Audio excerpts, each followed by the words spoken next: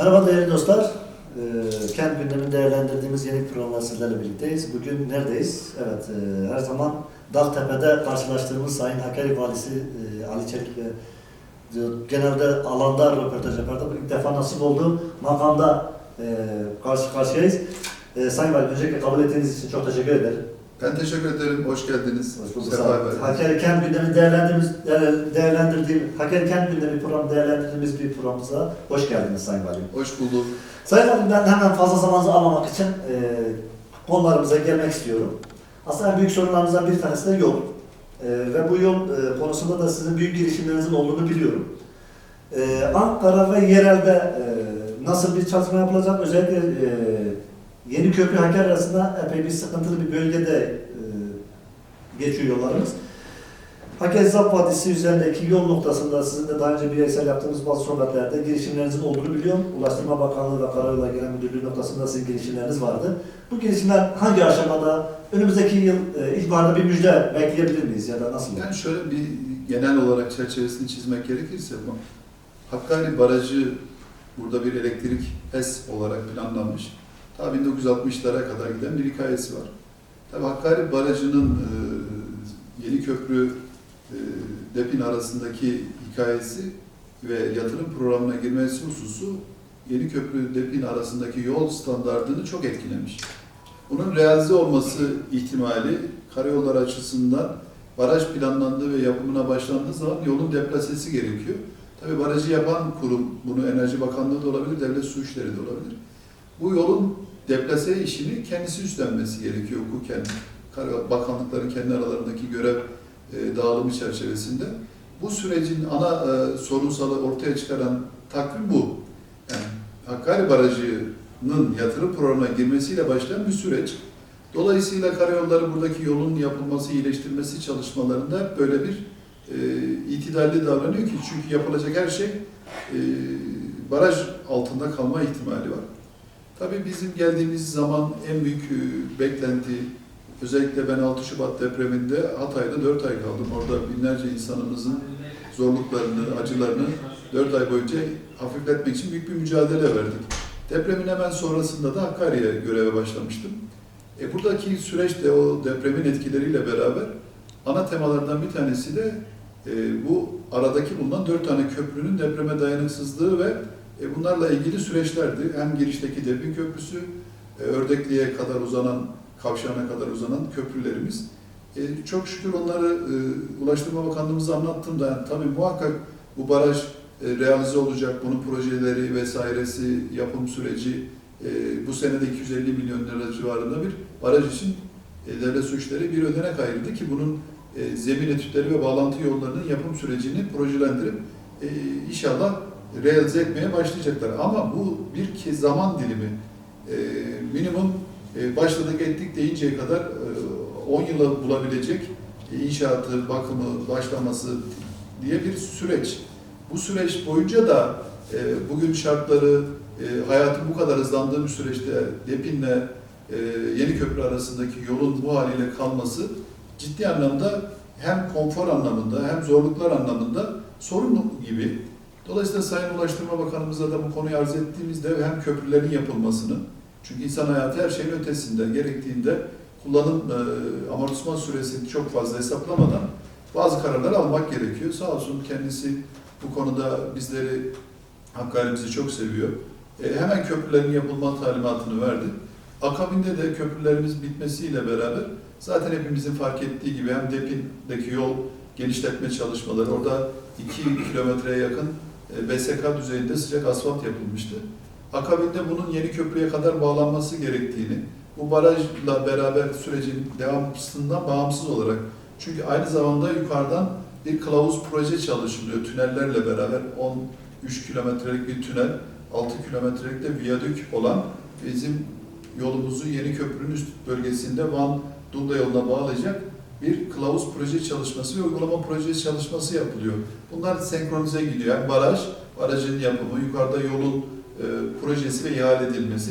Çünkü yapımları başlandığı zaman bizim Depin'le Yeniköprü arasındaki hattımız baraj altında kalacak ve yolun muhakkak deplasesinin yukarıya alınması gerekiyor ki bunların proje çalışmaları şu an için başlamış durumda. Hem barajın hem de yolun. Ama bir zaman alacak. Bu zaman kesiti içinde bu yol konforunun sağlanması gerektiği kanaati oluşunca hem köprülerin hem de yol konforu ve güvenliğinin hem köprülerin hem de yolun genişletilerek SK seviyesinde sıcak asfalt yapılması konusu geçen sene itibariyle yatırım programına girmişti. Geçen sene köprüleri çok kısa bir sürede hemen başladılar, bitirdiler. Allah razı olsun. Bence çok da iyi oldu.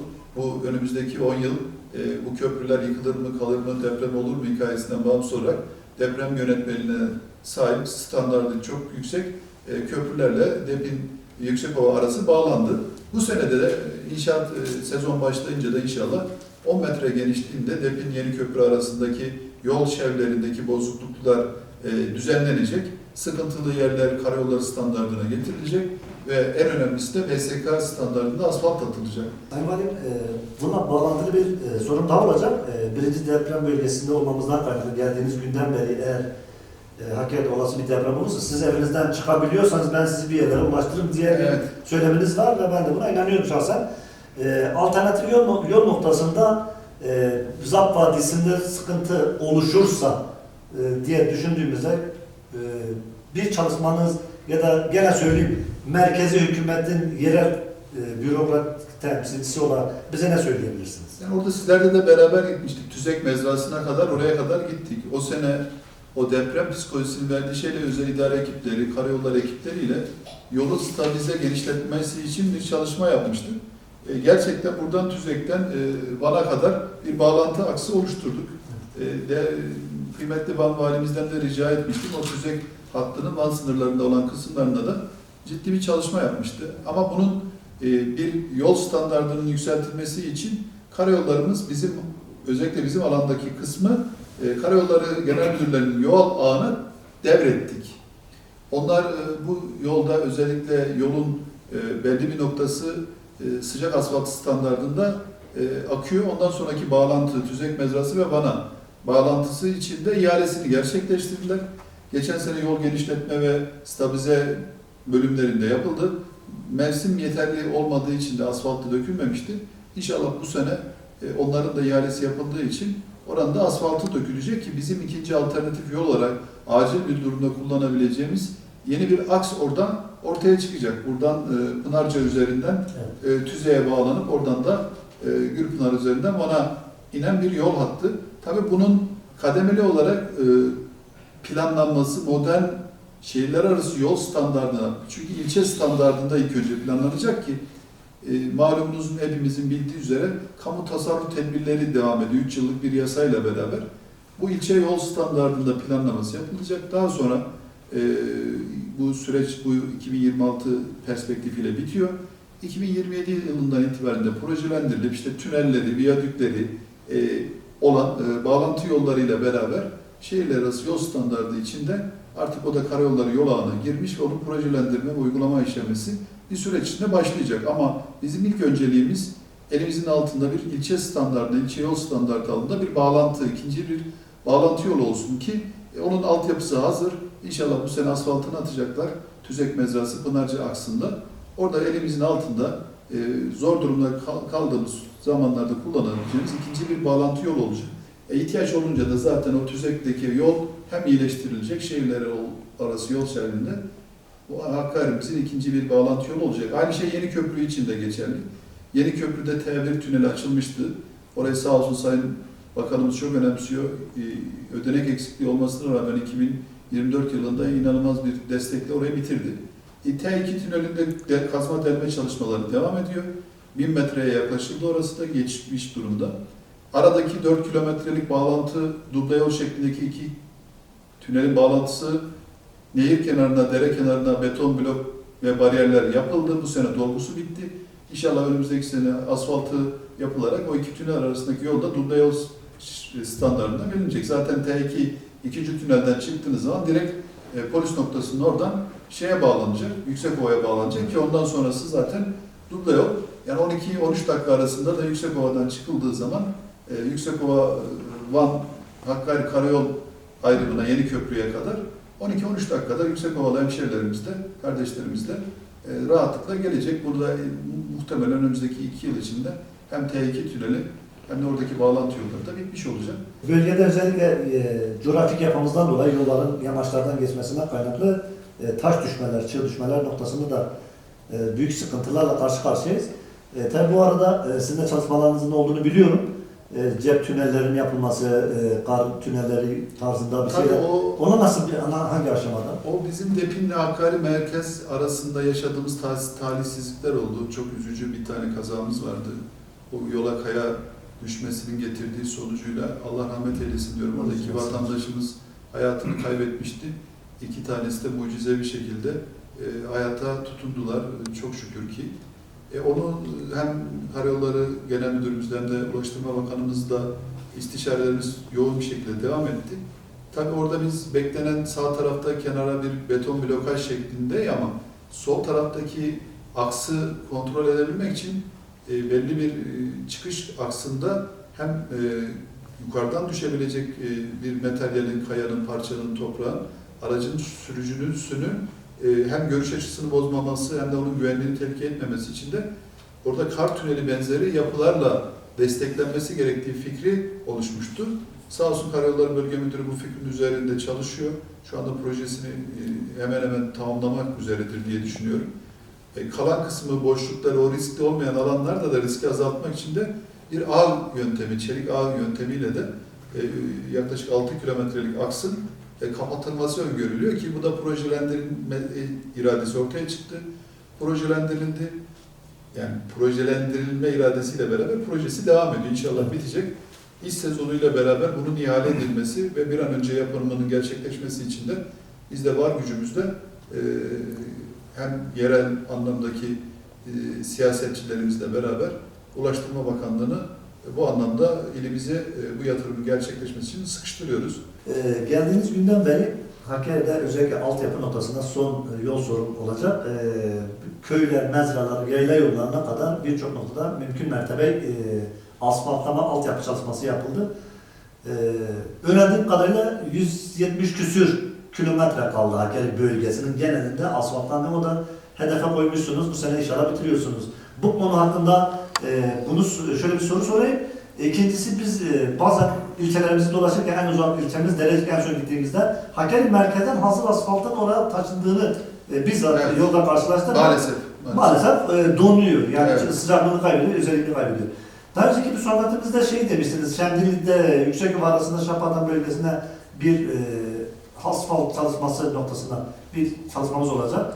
Bu iki soruyu birleştirerek sorayım. Yani Yüksekova Şemdinli arasındaki yolların asfaltlanması noktasındaki çalışmalar nasıl olacak? Ve bu sene Hakkari, sezon sonunda Hakkari'de asfaltsız yol kalmayacak diyebilir miyiz? Şimdi Hakkari'mizin 132 köyü var. 132 köye bağlı 356 tane de köy altı yerleşim yeri diye tabir ettiğimiz mezra diye tabir edilen ama her biri de kendini müstakil köy olarak nitelendiren yerleşim birimimiz var. Çok şükür ilk geldiğimiz sene bu konuda bir irade koymuştuk. Bir plant, bir aşağıda atıl olan planti hemen devraldık ve onun üretim yapabileceği eksiklerini hızlı bir şekilde tamamladık ve üretim yapabilir hale getirdik. Tabii bunu sahada uygulamaya geçtik. Kendimiz yapıyoruz. Müteahhitlere yani ihale suretinin dışında kendimiz yapıyoruz ki yaşanan diğer zorlukların da önüne geçmek adına. Çok şükür ilk geldiğimiz sene bir 57 kilometre civarında 60 kilometre bir sıcak asfalt yapmıştık. Geçen sene de 107 kilometre ile bu asfalt işini tamamladık. Bu yılki hedefimiz de 170 kilometre. Tabii oradaki 170 kilometre ana köy bağlantı yollarındaki sorunları çözüyor. Biraz önce bahsettiğim 132 köyle ilişkin olarak. Ama tabii 132 köyün altında nüfusu kalabalık, köy gibi hisseden ama bizde kağıt üzerinde köy altı yerleşim birimi diye tabir ettiğimiz mezralarımız var. Onların bazıları da nüfusları da kalabalık. 50 haneli olan, 60 haneli olan mezralarımız var. Tabii onların da yol beklentisi, sıcak asfalt beklentisi var. Tabii statik kaplama asfaltın bölgemizin coğrafyanın zorluğundan kaynaklı olarak ekonomik ömrü çok uzun değil. Onun her yıl bakımı gerekiyor. Bir statik asfalt yaptığınız zaman ertesi sene ikinci katını yapmanız lazım. Sonra yamalarını yapmanız lazım gibi. Ekonomik ömrü de çok uzun vadeli değil. Dolayısıyla aslında ucuz gibi gözüküyor ama tercih ettiğiniz zaman pahalıya geliyor. Benim iradem şu yönde, sati kaplama, bugün mesela 170 kilometre sıcak asfalt yerine biz 500-600 kilometre sati kaplama asfalt yapabiliriz. O ekonomik öngörümüz var şu anda. Ama yaparsak hepsini aynı anda bitirebiliriz bu yıl için. Bütün köylere asfalt götürdük mü? Götürdük, olur, onu sağlarız. Ama sürdürülebilir bir asfalt altyapısı sağlamış olur muyuz? Orada endişelerim var. 2025'te 108 yaptık, 2026'da 170 planlıyoruz, inşallah yapacağız. 2027'de 200 kilometre sıcak asfalt yaparsak bu zaman dilimi içinde köylülerimizin ulaşım akslarının konforunu arttırmış oluruz diye düşündük ve niyet ettik ve sahada uygulamaya çalışıyoruz. Tabii asfalt plenti kurmanın bir maliyeti var. O maliyet asfalt plenti tek başına da çalışamıyor. Yanında taş ocağı ve konkosör olması gerekiyor. O maliyetlerin hesaplarını çıkarıyoruz. Yapacağımız işin maliyetini çıkarıyoruz. Yatırım maliyeti ve iş maliyetini. Çünkü biz ticari bir işletme kurmuyoruz yani uzun yıllara sari olarak. Bizim hedefimiz ana asfaltı bitirmek. Toplam asfalt yükümüz, birim maliyeti ve bunun kendimiz yaparsak, oraya yeni bir plant kurarsak ne kadar mal olur? Asfaltı buradan götürürsek ne kadar mal olur? Karayolların tesisleriyle hepsini kalem kalem çalışıyoruz. Sayın Valim, siz olası bir deprem döneminde valilik olarak hareket planınız ne? Bunu bir sorayım. İkincisi de daha önce İzmir, İstanbul ve birkaç ilde Sayın Cumhurbaşkanımızın talimatıyla pilot bölgeler ve devlet destekli dönüşümler noktasında bazı planlar ortaya çıktı. Uygulandı da, başarılı da olduğunu düşünüyorum. Hakkari bölgesinde de böyle bir plan uygulanabilir mi? %50 devletten ya da bir kısmı devletten insanlar evlerini dönüştürme noktasında deprem hazırlayabilirler. Yani deprem konusu ülkemizin en gerçek. Bizim hele son dönemlerde 1999, 6 Şubat 2023 gibi gerçekle yüzleştiğimiz anlar, kesitler, zaman kesitleri. Bütün hani vardır ya saç kesilince görürüz filan. Bizim depreme ne kadar hazır ve hazır olmadığımızı senaryosunu yaşadığımız depremler bize gösteriyor. Bu konuda bizim maalesef hepimizin hem kamusal anlamda hem de vatandaş ve birey anlamında düşünsel tefekkürü çok yeterli değil. Hakkari açısından baktığımızda ilk geldiğimizde AFAD'ın bu deprem sırasında oluşabilecek ilk müdahale, arama, kurtarma diyoruz biz buna, arama, kurtarma gücünü bir test ettik. Kendi açımızdan bu konuyu etraflıca düşündük. Bize coğrafyamızın getirdiği zorluk, ulaşım zorlukları gibi konuları ele alınca iki ana problem gördük. Bir tanesi ihtiyaç duyduğumuz çadır, konteyner gibi barınma alanlarının bir an önce buraya nasıl getirileceği ve burada stoklanması mevzusu. İkincisi de arama kurtarma ekiplerinin anlık olarak müdahale etme mevzusu. Arama kurtarma ekiplerinin işte havaalanlarının kapanması, yağış, kış oldu. Dolayısıyla kendi içimizde bir arama kurtarma ekibi bulunması gerektiği fikri üzerine daha çok yoğunlaştık. 58 arama kurtarma ekibi, 1800 kişiden oluşan 58 ekip kurduk. Bunların eğitimlerinin süreklilik sağlayacağı şekilde AFAD'la hem jandarma, emniyet ve Türk Silahlı Kuvvetleri personel arasında bir protokol imzalandık. Bunların sürekli eğitim mantığıyla, çünkü buraya gelen kişi eğittiğimizde onun belli bir müddet sonra tayin hakkı olup ayrılacağından dolayı ekiplerin sürekli eğitim mantığıyla kurgulanması gerekiyor ve yönetilmesi gerekiyor. Bunun için AFAD'dan buraya bir eğitim merkezi, arama kurtarma eğitim merkezi talebi olduk ve yukarıda Otluca'da çok güzel bir eğitim merkezi kurduk. Yer altında, yıkıntının içinde hangi ekipmanlar nasıl kullanılacak, nasıl müdahale edilecek, orada kurtarma tünelleri, hayatta kalma üçgenleri şeklinde yaralılar nasıl tahliye edilecek gibi temel arama kurtarma eğitimlerinin verilebileceği bir eğitim merkezini inşa ettik. Onunla beraber diğer kurumlardan 1800 kişi şu anda aktif olarak, şu anda güncel elimizde bulunan 1800 kişiyi toplamda aslında 3400'e buldu sayı tayin olanlarla birlikte arama kurtarma ekibi personeli ve üyesi olarak yetiştirdik. Bunu yaptığımız anda şunu gördük ki 1800 kişinin ihtiyaç duyduğu tüm malzemeleri bir törenle de sizlerle paylaşmıştık. Arama kurtarma ekiplerinin hidrolik kesme makineleri, kaldırma makineleri gibi tüm bir arama kurtarma ekibinde bulunması gereken el fenerinden baretine kadar dizliklerinden keserine kadar, hidrolik kesme makinesi ve kaldırma makinesinden jeneratörüne kadar ihtiyaç duyduğu tüm ekipmanı satın aldık. Ve hepsine zimmetledik ve ekipleri tespit ettik. Bunları mahalle bazlı bölgesel ayrıma tabi tuttuk. Bu 3 ana şehire endeksledik. Şemdinli, Yüksekova ve Hakkari Merkez, bu 56 ekibi. Her ekibin hangi mahalleden, hangi evden sorumlu olacağını da bölgelendirme yaparak harita üzerinde mahalle ve ev stoğumuz belli, yapı stoğumuz belli. Çünkü bugün elimizde hava haritaları çok kolayca ulaşılabilir şekilde Google'a açtığınız zaman bile her mahalleyi havadan da tasnif edebiliyorsunuz. Bütün bunların planlamasını yaptık. AFAD İl Müdürü, İl Afet Eylem Planı çerçevesinde bu şeyi sürekli tatbikatlarla, kağıt üzerinde ve sahada tatbikatlarla bu süreci kafasında senaryolaştırarak oynuyor. Hem kağıt üzerindeki planımız, bizler de bunun takipçisi oluyoruz. 51 sayıda konteyneri Şemdinli Yüksekova'ya naklettirdik. Hakkari merkezde Otluca'nın altında bir konteyner kent planlaması yaptık. İnşallah altyapısını bu sene yapıp konteynerleri oraya taşımaya başlayacağız ki hazır bir konteyner kent olacak ki deprem olmayan zamanlarda başka amaçlarda da kullanabilsin. Kanalizasyon bağlantıları, içindeki duş bağlantıları gibi tüm altyapısını hazırlayacağız.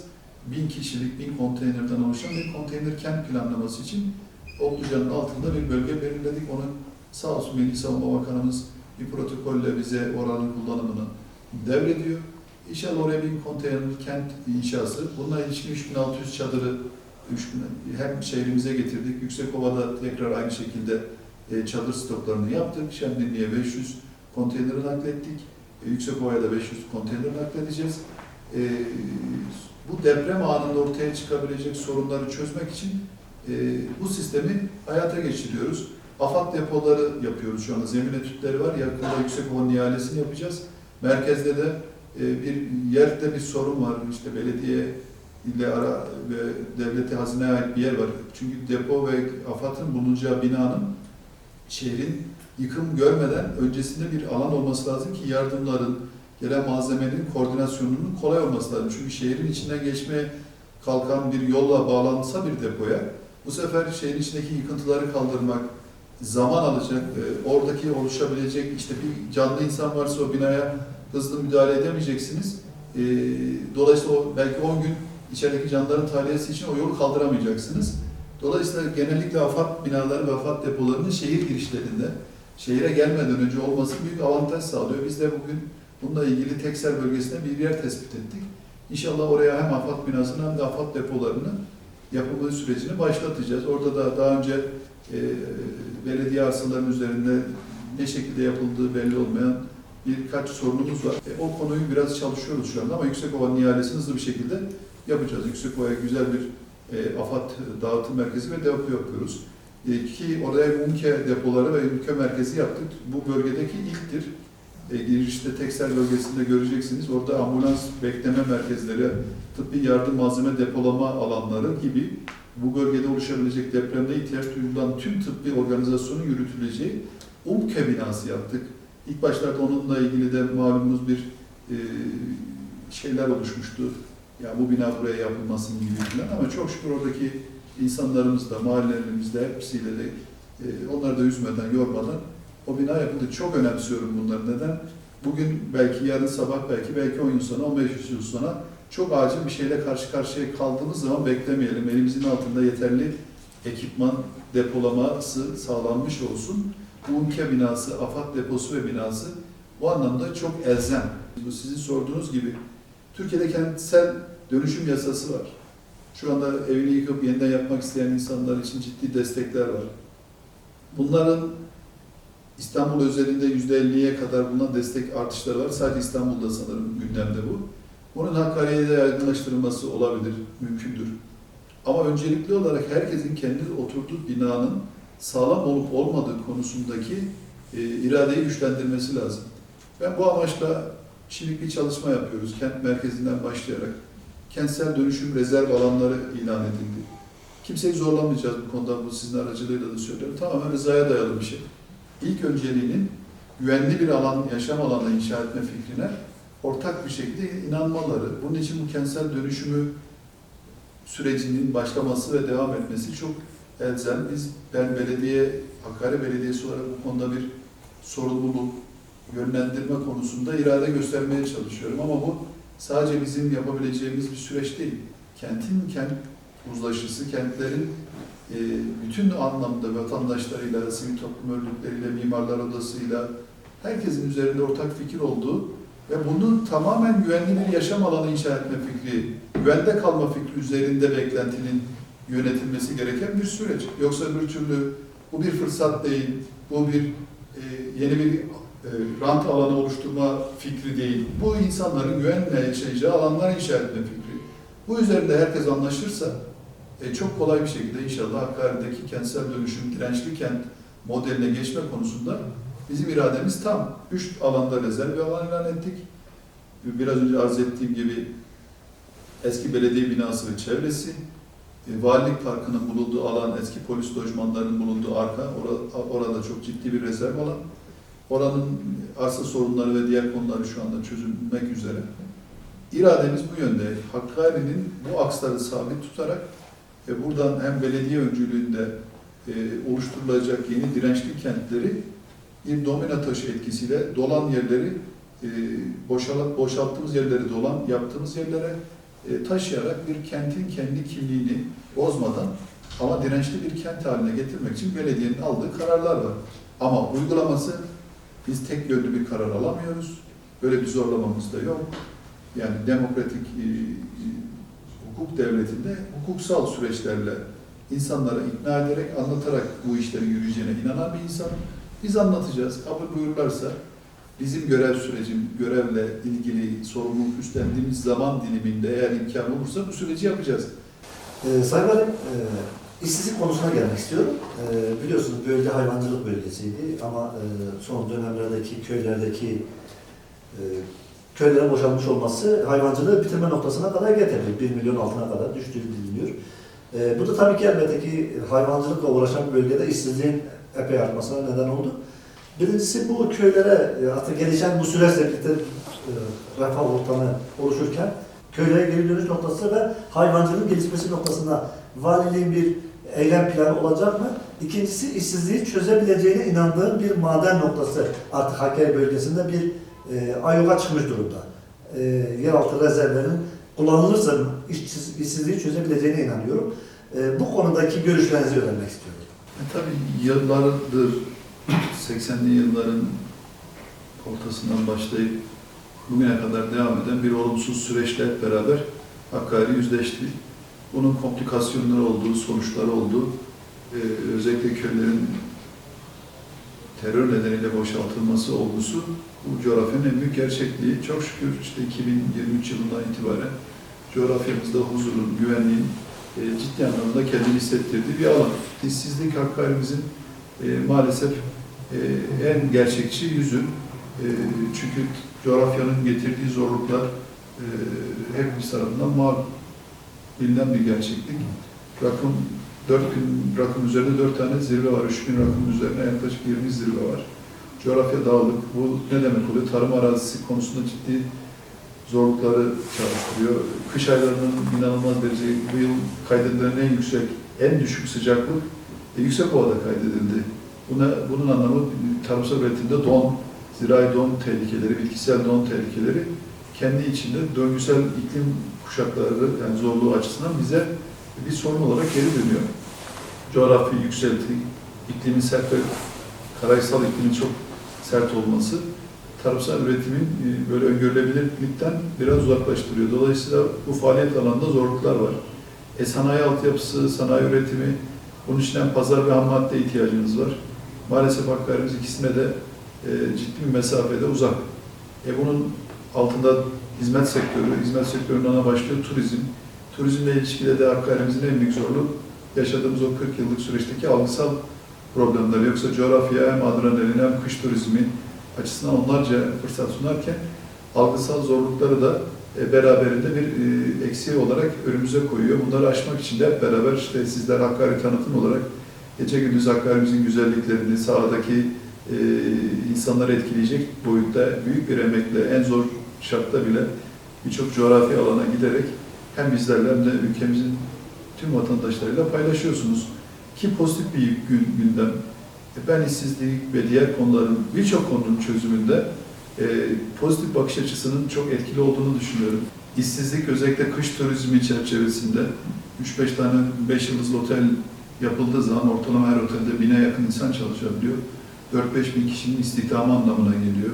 Onların buraya gelip giden yerli ve yabancı turistlerin harcama meyilleri, esnafa katılacakları, ulaşım sektörüne katılacakları ivme burada ciddi bir katma değer, gayri safi milli hasıla oluşturacak. Tabii bunların en önemlisi de, başlıkların önemlisi de sizlerin bahsettiği gibi madencilik. Yani madencilik bazen doğayla yaşanan zorlukları da olumsuz bir algısı var ama doğayı bozma, tahrip etme, doğaya zarar verme çerçevesinde çokça ele alınmıyor ama ekonomik olarak da bir gelir alanı olarak da bütün dünyada Kanada'dan tutun da Güney Afrika'ya kadar, Amerika'dan tutun da Almanya'ya kadar, Fransa'dan Rusya'ya kadar, Çin'e kadar, Avustralya'ya kadar her ülkede ama istisnasız dünyanın yeryüzündeki her ülkede madencilik bir ekonomik sektör. Bununla ilgili potansiyeliniz varsa, bununla ilgili imkanlarınız varsa bunu kendi kuralları çerçevesinde sürdürülebilirlik, doğanın sürdürülebilirliği çerçevesinde ele almak gerekiyor ki Hakkari'mizde de bu anlamda bir ham madde, doğal kaynak imkanı var. Bunu işte hep beraber sahada istihdam kapısı olarak kullanmamız lazım. Sayın Valim, biliyorsunuz aslında üzücü bir olay ama son dönemlerde bu gelişen intihar olaylarını çok hassas olduğunuzu biliyorum. Bunun için bir girişimde de bulunduğunuzu biliyorum. Bu konudaki durum nedir? Hakkari'de intiharları önleme noktasındaki çalışmalarınızı öğrenebilir miyiz? Hakkari'miz açısından, ülkemiz açısından bu konularla ilişkin Sağlık Bakanlığı'nın almış olduğu kararlar çerçevesinde her ilimizde intihar önleme eylem planları ve buna ilişkin komisyonlar var. İntihar girişiminde bulunan herkese girişim öncesi yani çünkü intihar etme duygusu anlık gelişen insanın yani bir belirtisi, bir yansıması olmayan bir olgu. Bunun ana nedenlerinden temel parametrelerden bir tanesi psikolojik ve psikiyatrik rahatsızlıklar. Bipolar diye tanımladığımız ya da şizofren diye tanımladığımız dürtüselliğin ve duygusal bozuklukları insanların anı hissetme ve yaşamasındaki şiddet derecesini algılayamamasına neden olup o bipolar bozukluklar insanı intihara doğru bazen çok neşeli, bazen çok karamsar, bazen hayatın son günüymüş gibi hissetmesine neden olacak. Tamamen psikiyatrik tabanlı oldular. Bunlar intiharların ana kademelendirilmesindeki birinci gerçeklik bu kademeye oturuyor. Belki %50'lere varan nedenlerin başında bu ikinci en büyük nedenlerin başında çaresizlik diye tanımlanan insan vücudunun, sağlığının, yaşamının içine düştüğü çaresizlik. Bu kademedeki birinci öncelik dermansız hastalıklar dediğimiz hastalıklar. Onların getirdiği çaresizlik hissi insanın işte süreçler, acı vesaire gibi parametreler insanı bu anlamda bir şeye yöneltebildiğini, bunun bir kısmının yaşlılık anlamında bir çaresizlik olgusu, insanlar yaşlanınca bakıma muhtaç duruma geldiğindeki yaşadıkları çaresizlik veya yalnızlık parametresi. Üçüncü sırasında ekonomik anlamda içine düşürmüş, özellikle son dönemlerde sıklıkla karşılaşmaya başladığımız maddi yoksunluk ya da kumar gibi, borçlanma gibi ya da uyuşturucu gibi bağımlılıkların getirdiği bir çaresizlik, aşamama gibi olgular. Bunun son sıralarında da işte etrafına, çevresine faydalı olamadığı hissine düşüren, insanı değersizleştiren bir ekonomik, sosyal, psikolojik değersizlik hissi insanları bu tür davranışlarına ittiğini gözlemliyor. Bütün bununla ilişkin yazılan araştırmalarda bu minvalde temel başlıklar olarak söylüyorum. Bunun alt başlıkları muhakkak olabilir. Ama bunu anlık olarak yakalayabileceğiniz bir sistem maalesef yok. Bir olguya karşı, bir sorun alanı karşısında vatandaşın o alanda yardım talep ettiği andan itibaren kişi o yardımla ilişkin olarak devletin bir sistematik yardım mekanizması ve takip mekanizması var mı? Kişi başvurusunu yaptığı andan itibaren kadına şiddet olgusunda da bu böyledir. İntihar olgusunda da böyledir. Kişi bir yardım ya da bağımlılıkla mücadelede kişi devletten ben bu durumdayım, ben bu konuda yardım istiyorum ya da talepte bulunuyorum sürecini başlattığın için birinci öncelik bu yardımın ya da talebin karşılığı olarak bir mekanizmanın çalışan bir sistematiğin ve sistemin var olup olmadığı ana unsur olarak değerlendirilir hak ihlalleri kapsamında. İkincisi de bu sistemin kişinin başvurusundan itibaren çalışıp çalışmadığı, kişiye yönelip yönelmediği, onun bu talebine karşılık verip vermediği konusu yönlendirilir. Yoksa kişinin durumuna ilişkin bir veri, bilgi o devlete ulaşmamışsa ya da o konuda bir talep yoksa devletin bu konuda yapabileceklerinin sınırlı olduğunu kabul eder. Bizim geçen yıllarda intihar olgusuna ilişkin verileri analiz ediyoruz. İşte son 10 yıllık verileri analiz ediyoruz. 16 gözüküyor 2014-15. İşte 14'e düşüyor. Sonra 21'e çıkıyor. İntihar vakası ve ölüm sayısını arz ediyorum. Sonra 17'ye düşüyor. Sonra 28'e çıkıyor. 2024'te 13'e, 14'e düşüyor. 2025'te rakam tekrar 28'e çıkıyor. Yani böyle bir anlam yükleyeceğiniz, trendsel olarak her yıl birbirini katlayan bir artış trendinin ötesinde birbirinden aslında her olguyu ve olayı incelediğiniz zaman nedensellik açısından bir illiyet kuramayacağınız dağınık bir yelpazeyle karşılaşıyorsunuz. Bu seneki 2025 yılındaki intihar olgularını olaylarını incelediğimizde karşımıza şöyle bir toplam 284 bin Hakkari'li hemşerimiz bu topraklarda yaşıyor. Bunun üzerine yaklaşık 26 bin askeri personel var şu anda Hakkari il sınırları içinde ve alanında. Bunun üzerine kayıt, yani nüfus ikamet adresi bizde gözükmeyen ama burada görev yapan kamu görevlisi sayısı da yaklaşık jandarmada 3800 civarında, 2800 polis memuru, işte 4000'e yakın sağlıkçı, öğretmen gibi kamusal personel yükü ve bunların tayin sirkülasyonu ve içine yaşadıkları, yani 284 bin baz nüfusun üzerine yaklaşık bir 35 binlik ilave bir nüfus var ve hareketli bir nüfustan bahsediyoruz. Bu nüfusun işte bugün bu seneki 28 toplam intihar vakası içindeki nüfusta intihar eden 2 tane dışarıdan gelen vatandaşımız var. Biri Yozgatlı, biri İstanbul'da. Buraya kamyon şoförü olarak bir nakliye vesilesiyle gelmişler. Burada içine düştükleri o biraz önce arz ettiğim geniş yelpazeliklerden bir tanesi nedeniyle hayatlarına maalesef ki son verdiler. Onun üzerinde yaklaşık 8 kamu görevlisi var. Kamu görevlisi Hakkari'li olmamakla beraber burada görev için kolluk, askeri personel ya da sağlık personeli ya da öğretmen gibi 8'de kamu görevi. Yani 10 tanesi Hakkari ile illiyeti olmayan hani ülkemiz vatandaşlarından insanlar.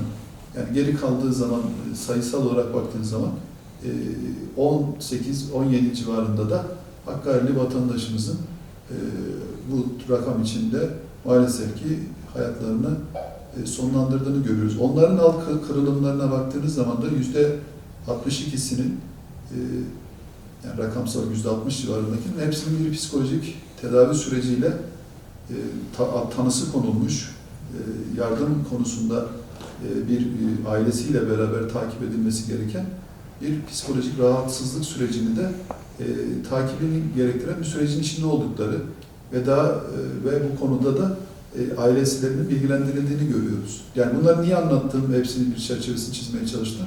Her olguyu aslında bizim komisyonumuz sahadaki diğer yaşananlarla beraber analiz ediyor ve her hafta ben bunların bilgilerini birebir ağızlarından dinliyorum. Yapabileceklerimizi ki buradaki bizim için en önemli intihar girişiminde bulunan birey sayısı, vatandaş sayısında %72'lik bir azalma var.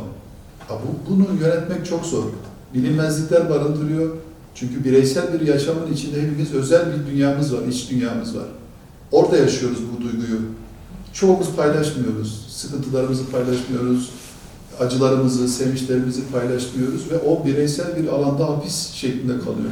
Dolayısıyla belki hani ben arkadaşlarıma da söylüyorum, insanların konuşabilme, birbirini anlayabilme, birbirini suçlamadan, yargılamadan, babaysak çocuğumuzu yargılamadan, eşsek eşimizi yargılamadan, patronsak işçimizi yargılamadan, bir yargılama hakkını kullanmadan, anlama hakkı üzerinden hep beraber bunu inşallah yöneteceğiz. Daha kimsenin hayatını bu şekilde sonlandırılması gerektiğine inanıyorum. Devletin imkanları neyse sonuna kadar kullanılması gerektiğine inanıyorum. Ama bunun birinci ön şartı bu konuda bizlerin ya da devletin yetkili birimlerinin bilgisinin olması gerekiyor. Tabii çok ince bir çizgi. Burada medyaya da bu konuyu çok özellikle önem arz etmesini istiyorum. İntihar duygusu bir yönüyle de özendirici bir alan haline geliyor. Birisi yaptıysa ben de yapabilirim gibi bir şeyi de tetikliyor. Onun için bütün dünyada intihar haberleri aslında medyada, sosyal alanda yer almaz. Bunun yaratacağı komplikasyonları yayıncı ya da bunu paylaşan insanlar bilir. Bir de bunun kötüye kullanılması olgusu da karşımıza geliyor. Onun için sizler aracılığıyla tüm basın mensuplarından, medya çalışanlarından en büyük ricam da bu yani. İntihar konusundaki tavrımız, habercilikle bireysel hayatı koruma arasındaki tercihlerimiz ki hayatın tamamı da böyledir. Hayatı korumak üzerine inşa etmeliyiz. Yani bir başkasının etkilenebileceği yol yöntemi de bazen bu haber ve basın yoluyla intihar şekli, şu şekilde intihar etti gibi olgular karşı taraftaki niyet besleyen insanlar için de bir çıkış kapısı gibi telakki ediliyor. Onun için basın yayın organlarında bu tür haberlerin yer almaması bütün dünyanın üzerinde aslında konsensusla anlaştığı hususlar gibi değerlendiriyorum. Bizim de Hakkari'mizde bu bir şey değil, aziyet değil. Yani bunu söylerken bir şeyin endişesiyle değil, insan hayatını ve yaşamı koruma endişesiyle bu ifadeleri kullanıyorum. Bütün pozitif hukukta bugün insan hakları temelinde en öncelikli yaşam hakkında normatif bir hiyerarşik sıralama vardır. Birçok hakkımız var, seyahat özgürlüğümüz var, basın yayın özgürlüğü var, birçok özgürlüğümüz var. Bunlar anayasal, yasal güvencede. Ama Avrupa İnsan Hakları Mahkemesi'nde buna bir hiyerarşik sıra koyuyor. Diyor ki, yaşam hakkı en kutsalıdır. Bazen yaşam hakkını korumak için, insanı yaşatmak için, yaşam hakkını korumak niyet, diğer haklarda biraz esneklik sağlanabilir diyor. Çünkü esas olan insan hayatta olmadığı zaman insanın haklarından bahsedemeyeceğimiz için hiyerarşik olarak yaşam hakkını hep beraber korumamız gerekiyor. Hepimizin odaklanması gereken şey de yaşam hakkı. İnsanı yaşatmak, onu hayatta tutmak, onun pozitif devletin, sosyal devlet olarak onun zorluklarında, çaresizliğinde yanında olabilecek mekanizmaları ortaklaşarak üretmek. Aslında Sayın Valim, son bir şey, genelde sizin gibi yöneten insanların, toplumdaki insanın beklentileri olur. Ama bu sefer tersten okumak istiyorum. 2,5 yıldır Hakkari'desiniz. Sizden önce en çok dolaşan ekip bizdik bölgede ama siz gelince o liderlik sizde şu anda. Bu kadar 2,5 yıl içerisinde Hakkari'de hemen hemen temas etmediğiniz kişi kalmadı. Sizin Hakkari'lerden beklentiniz ne? Evet, güzel bir soru. Gerçekten coğrafyasıyla, insanıyla, gittiğim her köyde benim zihnimde bıraktığı anılarıyla hemen hemen her köyden bir çakıl taşı alıp ana olarak kendi yüreğimde, elimde, avucumda saklıyorum. Bu kadar güzel bir coğrafyanın maalesef ki yaşadıklarıyla, talihsizlikleriyle zorlukları var. Bunu her gittiğim köyde, her gittiğim mahallede, her gittiğim evde, bana atılan her mesajda emin olun yüreğimin en küçük zerresine kadar, hücresine kadar hissediyorum. Bu zorlukları anlıyorum. Hiç kimseyi kendi haddimi aşarak yargılamak zaten hayatımın en temel motivasyonu. Kimseyi yargılamak istemem. Ama benim Hakkari'lerden, Hakkari hemşehrilerden en büyük beklentim, isteğim şu. En güçlünün ayakta kalacağı bir dünya arayışını bugün bize dayatıyor olabilirler. Bunun adına birçok izinlerle, şunlarla, bunlarla güçlü olmazsak güçlüyüz. Hakkari'mizde şunu yapabiliriz. Birlikte güçlü olma fikrini, her yönüyle birlikte güçlü olma fikrini buradan başlayarak bütün ülkemize ve dünyaya yayabiliriz. Biz birlikte güçlüyüz. Bunun her anlamda düşünebilirsiniz. Bunu ekonomisinde, sosyolojisinde, kültüründe, her noktasında, köyünde, kentinde. Bu bir Hakkari'mizdeki bazı kendi içinizde yaşadığımız bazen tasnifler oluyor. Belki aşiret yönüyle, belki sizin tabirinizde kabile yönüyle. Yani onların getirdiği bazı kendi içindeki zorlukları aşamayabiliyorsunuz. Benim tek arzum iyi olan şey neyse orada durup diğerlerinin hepsinin karşısında durmamız. Yani bunun boyumuzun uzun olması, saçımızın dökük olması, bıyıklı olup olmamız, yani bunları simgesel olarak söylüyorum. Bir şey tarif edip Fenerbahçeli olmamızla bir ilişkili olmadığını anlamamız lazım. Bu Fenerbahçe, Galatasaray, uzun boylu, kısa boylu hikayesi değil. Bu tamamen insan olma meselesi. Yanlış bir şeyse, alkol alıp aşırı alkollü bir insana zarar veriyorsa bizim aşırı alkol alan kişinin zarar verdiği fikrine odaklanmamız lazım. Alkol almanın, alkolle araç kullanmanın kötü olduğu fikrinde odaklanıp doğruyu icra etmemiz lazım. Yoksa bizim arkadaş, bizim oğlan, bizimki gibi ayrımlardan ziyade kötü ve yanlış olan şeyin karşısında hep beraber birlikte durduğumuz zaman buranız zaten çok güzel. Buradaki yaşattığımız, ortaya koyduğumuz iyilik ve kültürün aslında birçok çevremize ki etrafımıza bakınca birçok zorluğu nasıl birlikte aştığımızı hep beraber şahit oluyoruz. O dağların arasında yaşamın nasıl her gün yeniden inşa edildiğini, zorluklara rağmen yaşamın, güler yüzün, kalpten şöyle bir selamın nasıl işten verildiğini her gün, o yaşamı her gün yeniden üretirken şahit oluyoruz. Bu zorlukları hep beraber aşacağız. Ben birlikte güçlü olacağımız fikrinin o Ali, Ahmet, Mehmet, Rojin meselesi olmadığını, insan meselesi olduğunu, bunların bir ayrımcılıkla konulu, bunu kastım şey değildir. Yani ideolojik ve siyasi bir perspektifte söylemiyorum. Kendi içinde aile olarak bile, işte kabile olarak bile bakış açımızı iyi olan tarafına yoğunlaştırdığımız zaman inşallah bu zorlukları hep beraber aşacağız. Yoksa çok güzel bir şehir, iyi insanların yaşadığı bir şehir. Kötülüğe karşı çok büyük bir direnç var. Yani onun gelmemesi için. Kalpten selamlar var. Canı gönülden sarılmalar ve sıkmalar var. Biraz önce Allah rahmet eylesin, mesai arkadaşımın annesinin bu karda işte yaklaşık 1 metre bulan karda cenazesinin definli işlemine gittik. Oradaki yürekten o acıyı paylaşma arayışı ve sevgisi, oradaki sarılmayı hissedince, merhameti hissedince, burada zorlukları hep beraber çok kolay aşacağımıza dair benim çok büyük inancım var. İnşallah her şey iyi olur. Hakkari hemşerilerimiz, ülkemiz için, sizler için, çocuklarımız için, gençler için, burada yaşayan, ülkemizde yaşayan bütün dünya için iyi olur. Tek dileğimiz iyiliğin her yerde hakim olması. Sayın Valim, zaman ayırdınız. Ne demek? Çok teşekkür ederim. Hakkari tanıtım olarak misafir ettiğimiz için gurur duydum. Allah razı olsun. Zaman ayırdığınız için minnettarız. Allah razı olsun. Ben de minnettarım. Düşüncelerimizi, iyi niyet temellerimizi sizlerle aracıyla aktardık. Teşekkür ediyorum. Sağ olun.